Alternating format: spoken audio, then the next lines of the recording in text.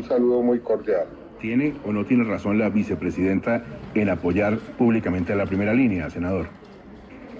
Yo creo que tiene toda la razón, porque en nuestro ordenamiento legal, penal, no figura ningún tipo de prohibición para que los jóvenes pertenezcan o se agrupen en torno a esa expresión.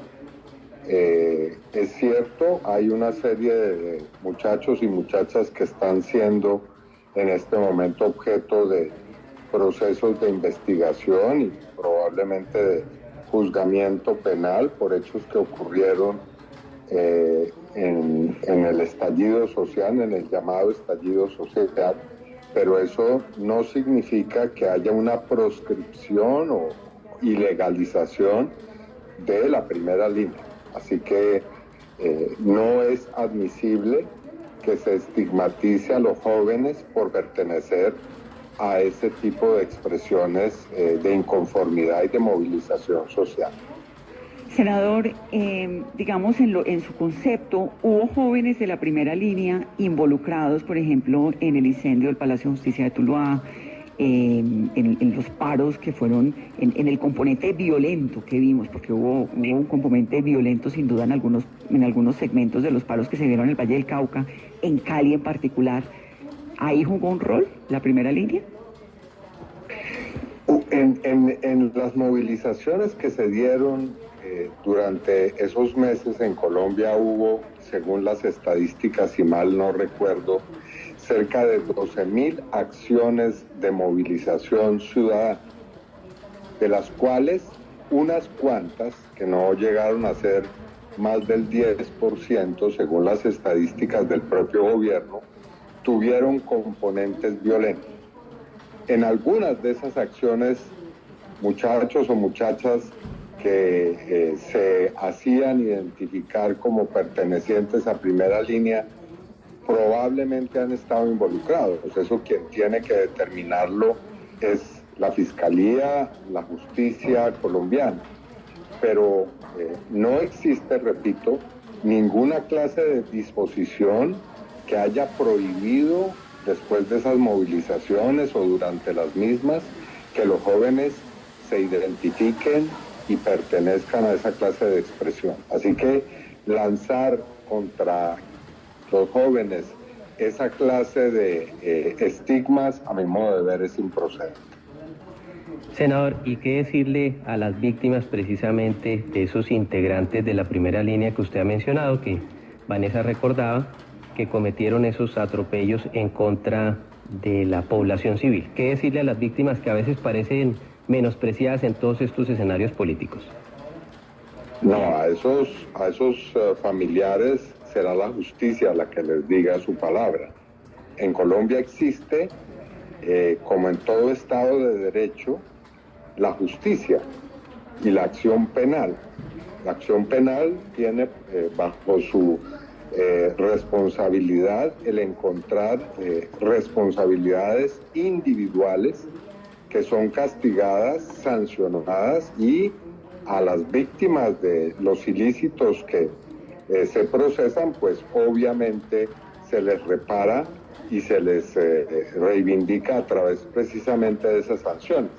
Pero no se pueden lanzar ninguna clase de estigmas genéricos. Eso sería como inmediatamente ir catalogando a miembros de un partido político o de un gremio por la responsabilidad penal de algunos de sus integrantes. Y eso es improcedente.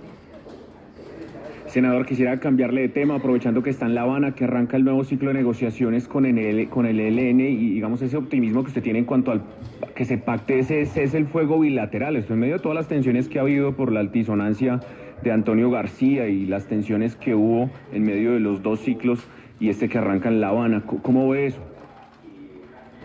Bueno, nosotros llegamos con toda la determinación, la delegación de gobierno está lista ya para comenzar nuestros trabajos. O sea, se va a instalar este nuevo ciclo a las 10 de la mañana, aquí hora de La Habana, e inmediatamente pondremos toda nuestra energía a trabajar por los acuerdos. La delegación del Ejército de Liberación Nacional ha hecho anuncios antes del comienzo del ciclo, señalando su disposición para avanzar en este campo, y nosotros le damos la bienvenida a esa disposición, a esa voluntad. De parte nuestra también está toda para que logremos salir de aquí de La Habana con acuerdos que traduzcan en hechos, que es lo que quiere hoy la sociedad colombiana, la voluntad de paz. Senador, pero el objetivo de este encuentro en particular es salir de allí con el cese al fuego bilateral. ¿Ese es el objetivo final? ¿Eso sería un triunfo de la mesa si al final se logra? Sí, yo creo que sería un avance, sin lugar a dudas. Ojalá el cese más ambicioso y que tenga mayores alcances desde el punto de vista temporal, geográfico, que tenga el mayor número de limitaciones en materia de acciones y también que ayude a desescalar el conflicto armado.